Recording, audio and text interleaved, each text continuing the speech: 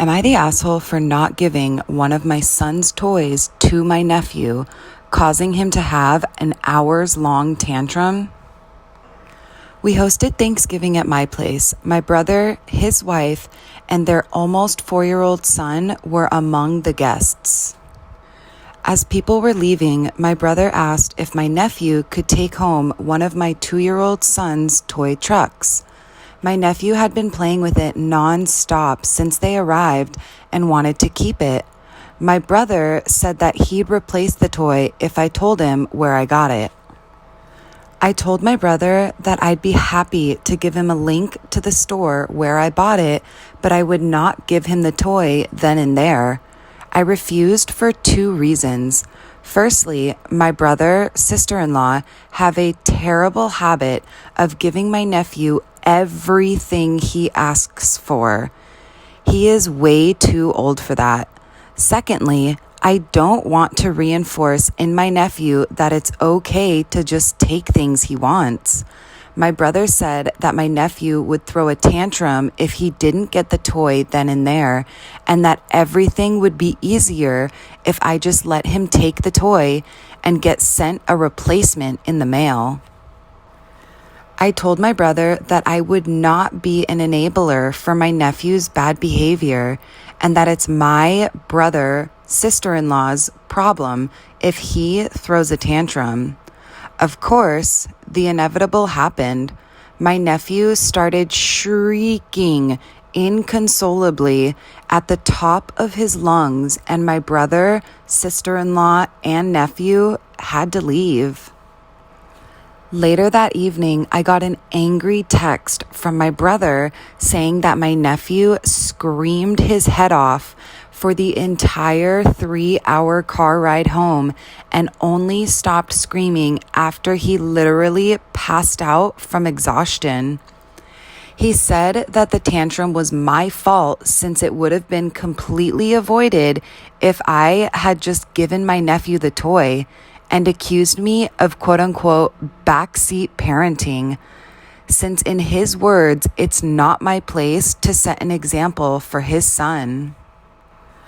My wife thinks we should have just handed the toy over to make things easier, especially since our son has a ton of toys, and it's not particularly attached to that specific truck, and would not have noticed it missing for just a couple days.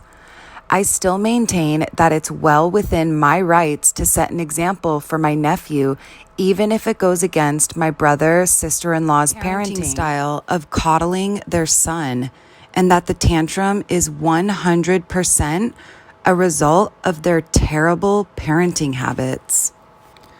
So am I the asshole for not giving one of my son's toys to my nephew, causing him to have an hours-long tantrum? Okay, so I'm going to try something new.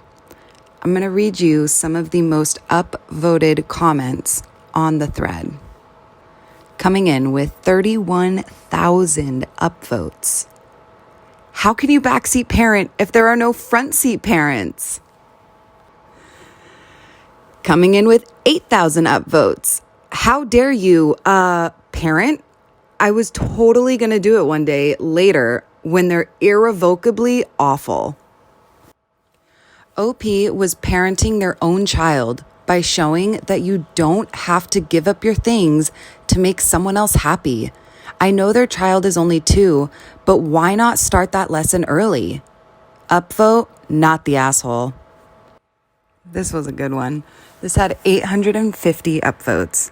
We've tried nothing and we're all out of ideas.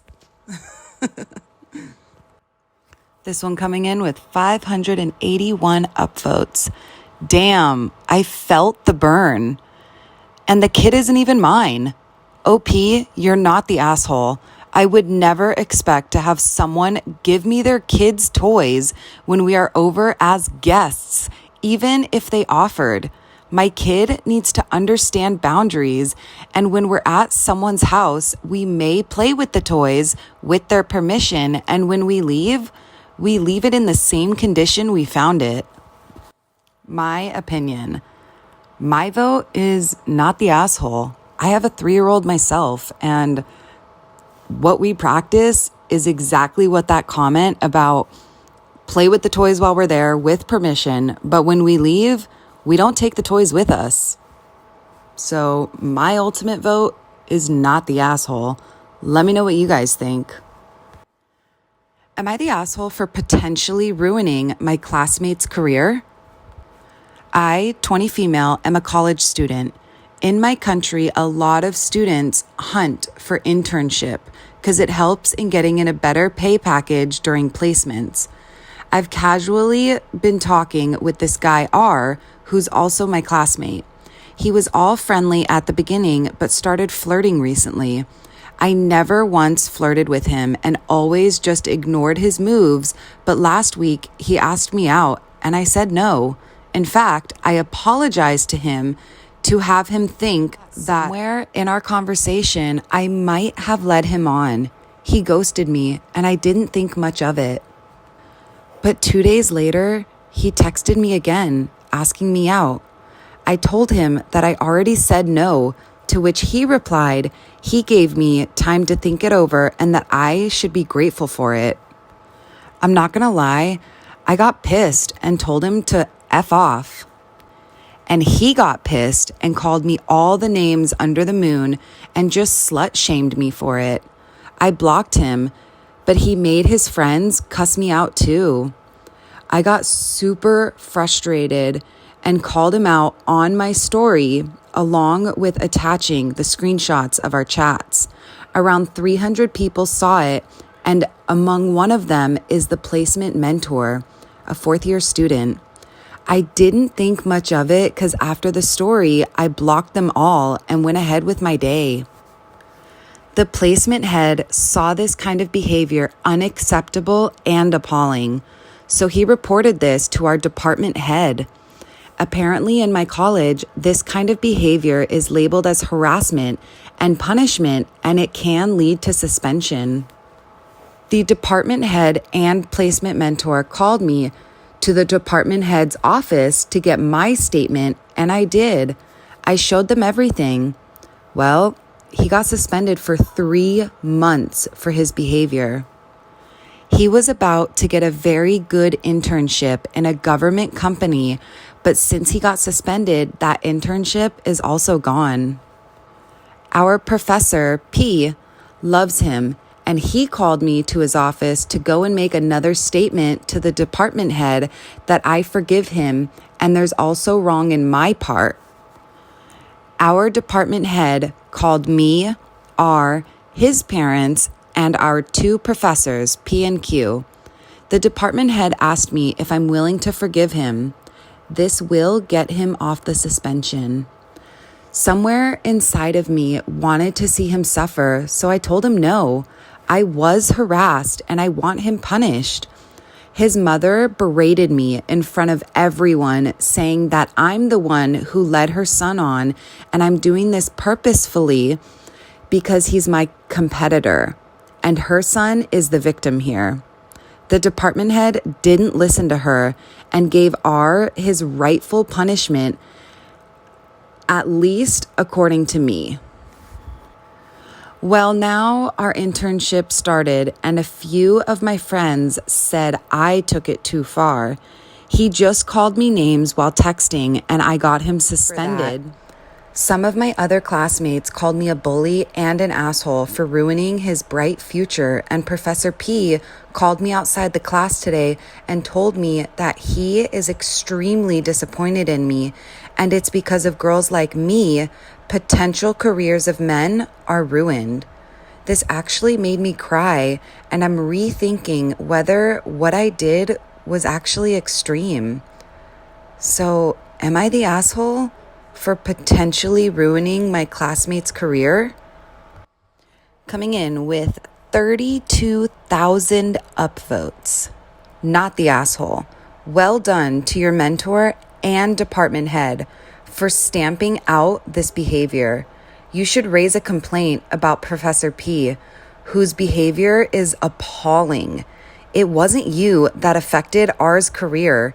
It was R with his harassing behavior. but I can see you might not want to make this last any longer than it already has. The OP commented back on this specific comment. They said, I do want to complain about this professor, but I'm honestly very scared now. I'm doing my internship and I'm scared he might try to do something. He's one among the major professors in our department and his subject is mandatory. Unfortunately, I don't have much friends to support me too. Another comment. Talk to your department head who has already shown they can be trusted to do the right thing. This makes me really sad. The OP commented back, even if I did, it would be my word against Professor P's. He is extremely respected among other professors and a lot of students love him. And he has an upper hand in ruining my career. All right, now my opinion. It's so hard because as a female that has been harassed in the past, I'm going to say not the asshole. I mean, I'm so proud of this chick for her self-worth. Realistically, I mean, she valued herself enough to speak up. And that is such a hard thing to do. If you have been a victim of harassment or anything along those lines, it really is hard to speak up. And I'm so glad that she followed up with it and she spoke up for herself and she stood up for herself. My vote, she's not the asshole for this.